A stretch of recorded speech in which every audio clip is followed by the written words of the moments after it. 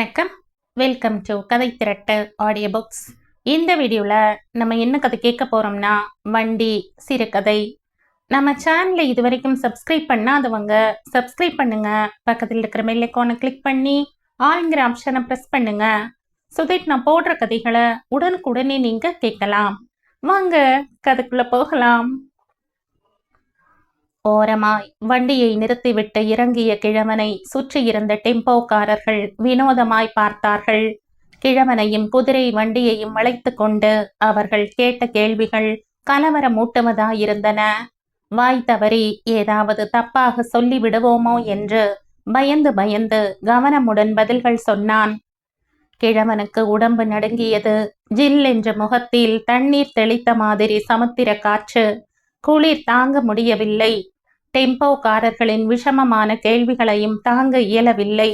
இவர்கள் இன்னும் என்னென்ன கேட்டு வைப்பார்களோ என்று கவலையாயிருந்தது. இந்த புச்சேரியில உனக்கு சவாரி பிடிக்க இடம்தானா இல்ல? காலங்காத்தால இங்க வந்து நின்னுட்ட என்று ஒரு கேள்வி. மியூசியத்துல இருந்து வண்டியை தள்ளியாந்துட்டியா தாத்தா என்று ஒரு கிண்டல். நீ உக்காந்து ஓட்டுனாவே குதிரை கவுந்துடும் போல இருக்குது, இதுல சவாரி ஏறுனா தாங்குமா என ஒரு எக்காலம். ஆஸ்பத்திரி பின்னால போய் நில்லு தாத்தா, போன ஏதாச்சும் வரும், ஏத்திக்கணும் போ. அதனா உன் வண்டிக்கு லாயக்கு என்று ஒரு சிரிப்பு. போகிற இடங்களிலெல்லாம் கிழவனுக்கும் இது பழகித்தான் இருந்தது. வழக்கம் போல எல்லா பேச்சையும் காதில் வாங்கி கொண்டு பதில் சொல்லாமல் இருந்தான். வண்டிகளை நோக்கி மீன் வியாபாரிகள் கை தட்டி கூப்பிட்டு கொண்டு நெருங்கவும் பேச்சு நின்றது. நிம்மதியாய் மூச்சு வாங்கினான் கிழவன். முன்னால் நின்ற வண்டிகள் எல்லாம் போகட்டும் என்று வேட்டியை இறக்கிவிட்டு நின்று கொண்டான். பச்சை புல்லுக்கு பரபரத்து முகத்தை சிலுப்புகிற குதிரையை பார்க்க பாவமாயிருந்தது. ஒவ்வொரு டெம்போவாய் நகர்ந்து கொண்டிருந்தது. கரையில் இருந்து மீன் கூடைகளை சுமந்து வந்த கூலிக்காரர்கள் மீனுக்கு சொந்தக்காரர்கள் பின்னால் நின்றபடி எந்த டெம்போவில் போடுவது என்று புரியாமல் தவித்தபடி இருந்தார்கள். கூடையில் இருந்து வழிந்த தண்ணீர் கழுத்து வழியாக உடம்பு முழுக்க இறங்கி கொண்டிருந்தது. கூடை சந்தில் மீன்களின் உடம்பு காலை வெளிச்சத்தில் பளிச்சிட்டது. டெம்போ வாடகை படிந்ததும் கூடையை இறக்கி தள்ளிவிட்டு அடுத்த கூடையை எடுக்க ஓடினார்கள். குதிரையை தள்ளி இன்னும் சற்று முன்னுக்கு வண்டியை நகர்த்திவிட்டு நின்றான் கிழவன். சாட்டை கோலை எடுத்து கையில் வைத்து கொண்டான். சாட்டை கயிற்றை கோலில் சுற்றுவதும் விடுப்பதுமாயிருந்தான். முந்தைய இரவின் பட்டினி மிகவும் சோர்வை தந்தது. வயிறு முறுக்கி பிசைந்து கொண்டது. பலவீனத்தால் முகத்தில் வேர்வை அரும்பியது. சாட்டையை ஒரு கையால் பிடித்தபடி இன்னொரு கையால் வேட்டியை உயர்த்தி முகத்தை துடைத்து கொண்டான். இன்னும் 2 டெம்போக்களும் கிழவனும் மட்டுமே இருந்தார்கள். எப்படியும் தனக்கு ஒரு சவாரியாவது கிட்டும் என்ற நம்பிக்கை ஏற்பட்டதும் வயிற்றுக்குள் ஈரம் சுரந்தது. நெல்லித்தோப்புக்கு எவ்வளவு கேட்கற என்று மீன்கார அம்மாள் ஒருத்தி 2 டெம்போ தள்ளி கேட்டு கொண்டிருந்தாள். அவன் ஒரு தொகை சொல்லிவிட்டு அதிலிருந்து இறங்காமல் விவாதித்தான். அவன் சாமர்த்தியமும் கொஞ்சமும் வலிக்கவில்லை. அவனிடம் பேசி அழுத்தவள் போல அடுத்த வண்டிக்காரனிடம் கேட்டாள். அவனும் முதல் ஆள் போலவே சொல்லிவிட்டு நின்றான். இப்போது அவளுக்கு ஆத்திரம் வந்து விட்டது. சுத்த அநியாயம்யா, சவாரி பிடிக்க வந்தீங்களா கொள்ளையடிக்க வந்தீங்களா என்று எரிச்சலோடு ஏதேதோ பேசினாள். சட்டென்று திரும்பி கிழவனிடம் வந்தாள். நீ எவ்வளோ கேட்கறையா? கிழவன் பதில் சொல்லவில்லை. அவள் மீண்டும் கேட்டாள். கிழவனுக்கு இன்னும் தடுமாற்றமாயிருந்தது. ஒரு வினாடி வண்டிக்காரர்களை திரும்பி பார்த்தான். அவர்கள் இவனையே முறைத்தபடி இருந்தார்கள். இதற்குள் பதில் கிடைக்காததால் அந்த அம்மாளுக்கு கோபம் வந்து விட்டது. யோ, சவாரிக்கு வரியா இல்லையா? மா, பின்ன எவ்வளோ ஓணும்னு கேட்குறேன்ல, பதில் சொல்லு. உனக்கு தெரியாததாமா, நீயே பார்த்து போட்டு கொடு. அந்த பஜனையெல்லாம் ஒன்றும் வேணாம், கட்டன் ரைட்டா இவ்வளோ தான்னு சொல்லு. 10 ரூபா கொடுமா. அந்த அம்மாளுக்கு முகம் திருப்தியாயிற்று. பின்னால் கூடைகளை வைத்திருந்த கூலிக்காரர்களிடம் இறக்க சொல்லி சமிக்ஞை செய்தாள். கிழவன் சட்டின கூடைகளை நிரப்பி வைக்க உள்பக்கம் சரிப்படுத்தினாள். 2 கூடைகளை இறக்கிவிட்டு அடுத்த நடைக்கு ஓடினார் அவர்கள். வண்டிக்காரர்கள் முகத்தில் ஆத்திரம் பரவுவதை பார்த்ததும் கிழவனுக்கு பயம் உண்டானது. சீக்கிரம் அங்கிருந்து நகர்ந்து விட வேண்டும் என நினைத்தான். பயத்தை காட்டிக்கொள்ளாமல் இருக்க சிரமப்பட்டான். அப்போது குதிரை கனைத்து ஓரடி முன் வைத்தது. கிழவன் நகர்ந்து குதிரையின் கழுத்தை பிடித்து கொண்டான். நாக்கை மடித்து ஒரு விதமான ஒலி எழுப்பி குதிரையை சாந்தப்படுத்தினான். அவனது பாஷை புரிந்துவிட்ட மாதிரி அமைதியாகி அவன் தடவித்தர தலையை சாய்த்து காட்டிக் கொண்டிருந்தது குதிரை. மிச்ச கூடைகளும் ஏற்றப்பட்டதும் அந்த அம்மாளை ஏறிக்கொள்ள சொன்னான் கிழவன். பின்புறம் இருந்த இரும்பு தட்டில் கால் வைத்து ஏறினாள் அவள். வேட்டியை மடித்து இறுக்கிக் கொண்டு எகிரி முன்பக்கம் உட்கார்ந்தான் கிழவன். அந்த அம்மாளை பார்த்து, இன்னும் உள்ளார வந்துடு, பாரம் அடிக்குது என்றான். குதிரையை காலால் சீண்டி வண்டியை கிளப்பினான் கிழவன். சமுத்திரக்கரையை தாண்டியதும் தான் நிம்மதியானது. கொஞ்சம் அடிச்சு ஓட்டு தாத்தா, வேகமா போவட்டும் என்றாள் அந்த அம்மாள். தோ ஆச்சுமா, 5 நிமிஷத்துல நெல்லித்தோப்புதான் என்று அவளை பார்த்து அசட்டு சிரிப்பு சிரித்தான் அவன். பேச்சின் திசையை மாற்ற வேண்டுமென நினைத்தான். ஒரே நீர் சுதும்பா இருக்குது, வேற மீன் கிடைக்கலையா? அடியில கிழங்காங்கூட இருக்குது. எறால்லாம் வராதா? இப்ப வராது, அதெல்லாம் இன்னும் 10-15 நாள் ஆகும். திரும்பியும் வருவியா நீ? இதை எடுக்கவே முதல் வச்சு ஒன்னப்புடி எண்ணப்புடின்னு இருக்குது. இதுல இன்னொரு நட மீனுன்னா என் தாலியத்தான் விற்கணும். பொழுது விடிந்து விட்டது. அங்கங்கே பாதையோரங்களில் இருந்த டீ கடைகளில் பாய்லர் கொதிக்கிற ஸ்டவ் சத்தம் சீராக கேட்டது. ஸ்வீட் ஸ்டால் முன் விசிறி அடிக்கப்பட்ட கார துணுக்குகளை காக்கைகள் மொய்த்தன. ஒரு டீ குடித்தால் நேரும் இதத்தை கற்பனை செய்து கொண்டான் கிழவன். பொண்ணு ஊர்வலமா போறான், அடிச்சு ஓட்டு தாத்தா. தோ ஆச்சுமா. கையில் சாட்டை இருந்ததே தவிர அடிக்க பயமாயிருந்தது கிழவனுக்கு. அடி வாங்கியதும் துள்ளி ஓடுகிற வயது தாண்டி விட்டது அதற்கு. கட்டுக்கட்டாய் பச்சை புல் தின்ற காலம் அது. கைப்பிடி புல்லுக்கே தாளம் போட வேண்டியிருந்தது. இப்போது 4-5 வீடுகளில் கிழவி கேட்டு வாங்கி வைத்து ஊற்றிய கழனி தண்ணியை மாத்திரம்தான் இரவில் குடித்திருந்தது. அடிக்காமலேயே ஆன மட்டுக்கும் வாய் ஒலிகளால் அதட்டி ஓட்டினான். சவாரிக்கு புச்சா வரியா நீ? இல்ல ரொம்ப வருஷமா இங்கதான் ஓட்டுற. மீன் கவிச்ச வண்டியில இறங்கிடுமே, அப்புறம் யாரையா உன் வண்டியில ஏறுவா? ஏறவங்க ஏறட்டும், ஏற பிடிக்காதவங்கள கைய பிடிச்சா ஏத்திக்க முடியும். அது சரி. கிழவன் திரும்பி அந்த அம்மாளை ஒரு முறை பார்த்தான். நேத்திக்கு பாரு, பஸ் ஸ்டாண்ட்ல நின்னு சீன்னு போச்சு. ஒரு டீ குடிக்கிற காசுக்கு கூட சவாரி இல்லைன்னா பார்த்துக்கோ. வரவனுங்களுக்கெல்லாம் காலில் சுடு தண்ணி ஊத்திக்கின மாதிரி ஒரு அவசரம். சரு புருன்னு போகணும்னு ஆட்டோவை புடி டெம்போவை புடின்னு ஓடுறானுங்க. யாரு இந்த காலத்துல குதிரை வண்டியை மதிக்கிறா சொல்லு? நேத்து பூரா சவாரியே இல்லை. ராத்திரி உக்காந்து ஓசிச்சுட்டு தான் சரி மீனுக்கு போகலாம்னு வந்த. தினமும் உனக்கு சவாரி கிடைக்காதா? கிடைச்சாதான் உண்டு, இல்லைனா அம்போதா. அதான் 10 ரூபாய்க்கு வந்துட்டியா? வவுத்துக்கு இல்லாத கொடுமைதான் 10 ரூபாய்ன்னு. அவங்கள மாதிரி நானும் வீம்பா நின்னா இன்னைக்கும் ஈரத்துணியை நனைச்சு போட்டுக்க வேண்டியதுதான். அவங்கெல்லாம் கோவிச்சுக்க மாட்டாங்களா? ஆயிரக்கணக்கில் வண்டிக்கு செலவு பண்ணிட்டு உட்கார்ந்து இருக்கமே, நம்ம சவாரிய தட்டிக்கின்னு போறேன்னுதான் அவங்களுக்கு ஆத்திரம். அடுத்த வேளை சோத்துக்கு ஏதாச்சும் கிடைச்சா சரின்னு எனக்கு ஆத்திரம். யார் கோபம் யார் இன்னா பண்ணும் தாயி? அடுத்த தபா பார்த்தா 4 வார்த்தை சொல்வானுங்க. அதான். கிழவன் மனசுடைந்து போகிறான் என்று தோன்றியதும் மேற்கொண்டு கேள்வி கேட்காமல் உட்கார்ந்து வேடிக்கை பார்த்தாள் அவள். அப்போது கிழவனே ஆரம்பித்தான். அந்த காலத்துல ஒதியஞ்சாலையில பார்க்கணும், சும்மா ராஜா மாதிரி சிலிப்பிக்கின்னு நிற்கும் இந்த குதிரை. இப்படி ஜாட்டிய சொடுக்குனா போதும், மின்னல் மாதிரி பறக்கும். ஒரே நாள்ல 10-15 சவாரி கூட கிடைக்கும். ஓதியஞ்சாலையில ஏறுனா முத்தியால்பேட்டையில இறக்குவேன். 1 ரூபா கொடுப்பாங்க. படி அரிசி என்ன விலைன்னு தெரியுமா? 10 அணா 12 அணாதா. ஐயா பிரியாணி அரிசியா பார்த்து வாங்கறது. கூட எறா புட்டு என்ன சுகமா தொண்டையில இறங்கும் தெரியுமா? என் பொண்டாட்டி கை பக்குவம் அப்படி.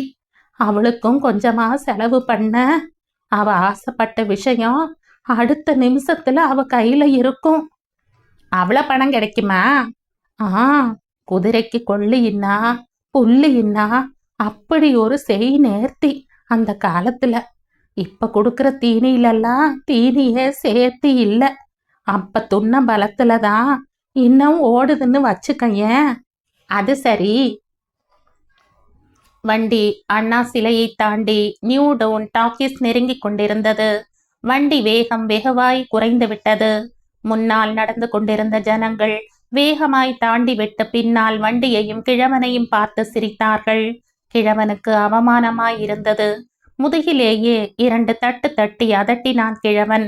சத்தத்துக்கு அடிபணிந்த மாதிரி குதிரை வேகமாய் 4 எட்டு வைத்தது. ஆசுவாசமாய் மூச்சு வாங்கிக் கொண்டு கிழவன் நிமிர்ந்து உட்கார்ந்ததும் குதிரையின் நடை மெல்ல தளர்ந்தது. கிழவன் குதிரையை மெல்ல அதட்டினான். இந்த முறை சாட்டை நுனியை மெதுவாய் உபயோகித்தான். அதையும் கண்டு கொள்ளாத மாதிரி குதிரை மெல்ல நடந்தது. இன்னா தாத்தா, நடு ரோட்ல கழுத்தருக்குது. தோ போயிடுமா, ராத்திரி வவுத்துல ஒண்ணும் இல்லையா, அதான் சொணங்குது போல.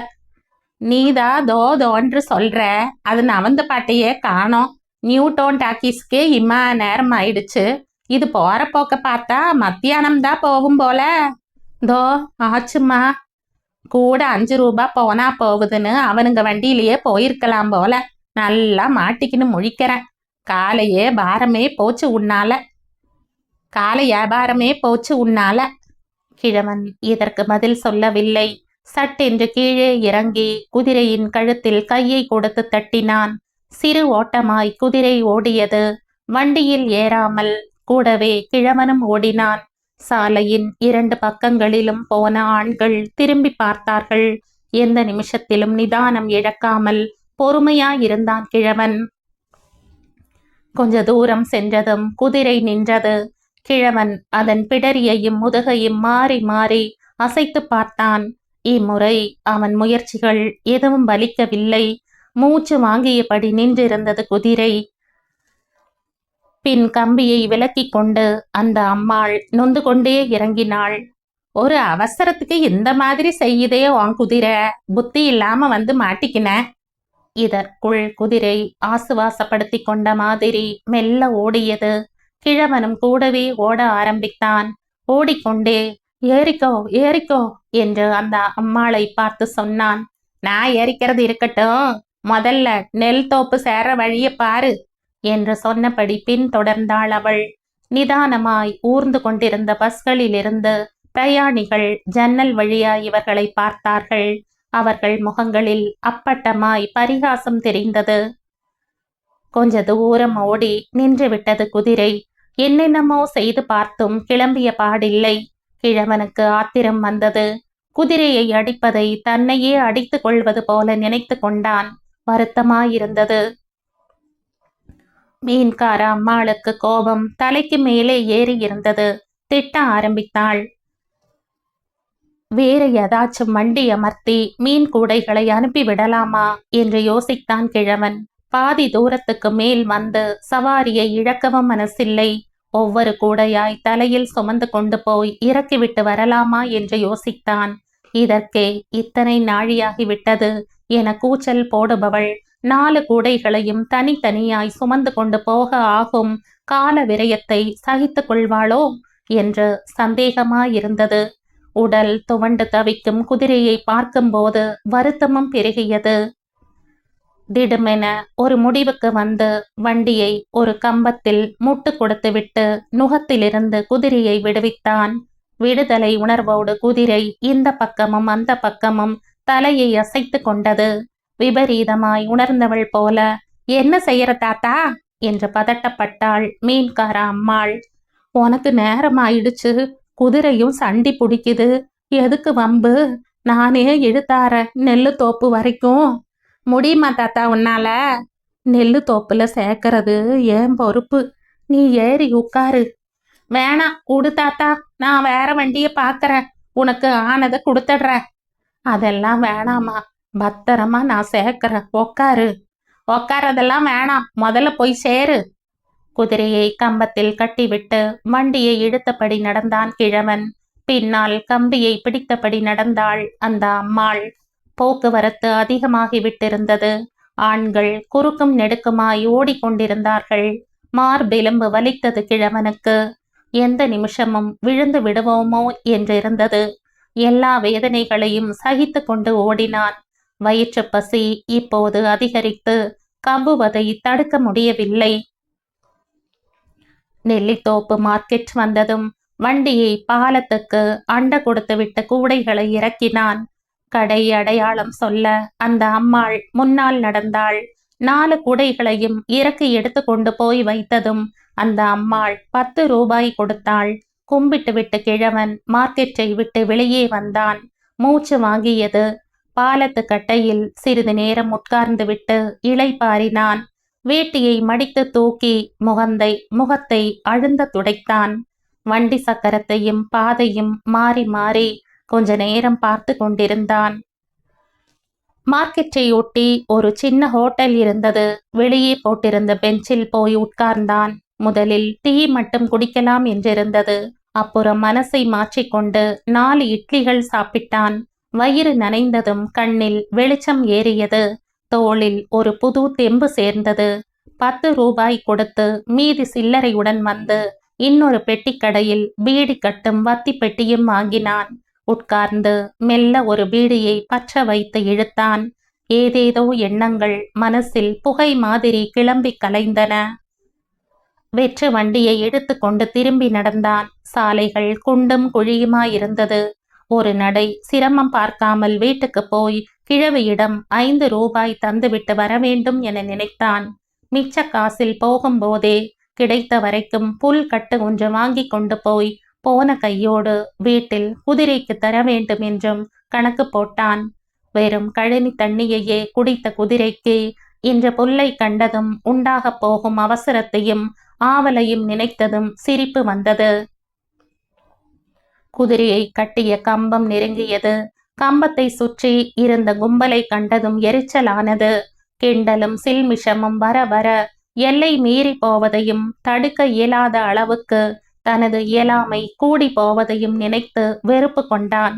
வண்டியை பக்கத்தில் நிறுத்திவிட்டு நவுறு நவுறு என்ற கும்பலை பிளந்தபடி இடமும் வலமும் ஆள்களை தள்ளி கொண்டு முன்னேறியவன் குதிரை கிடந்த கிடப்பை பார்த்ததும் அதிர்ச்சி அடைந்தான். நீதான் வண்டிக்காரனா? கும்பலில் யாரோ கேட்டார்கள். ஆமா என்று தலையசைத்தான் கிழவன். நீ மட்டும் தீனி துண்ணா போதுமா? அதுக்கு எதுவும் தரமாட்டியா? உனக்கெல்லாம் எதுக்கு வண்டி? நீ பாட்டுக்கு கம்பத்துல கட்டிட்டு பூட்ட. காலை உதச்சுக்குன்னு அது துடிக்கிறத பார்த்து பாவம் ஆயிடுச்சு. தண்ணியாச்சும் குடுக்கலாம்னு வாசல்ல இருந்து வாங்கி வர்றதுக்குள்ள வாயில நொர தள்ளி வரைச்சுக்குச்சு. தரையில் கையை ஊன்றி உட்கார்ந்த கிழவன் குலுங்கி அழ ஆரம்பித்தான்.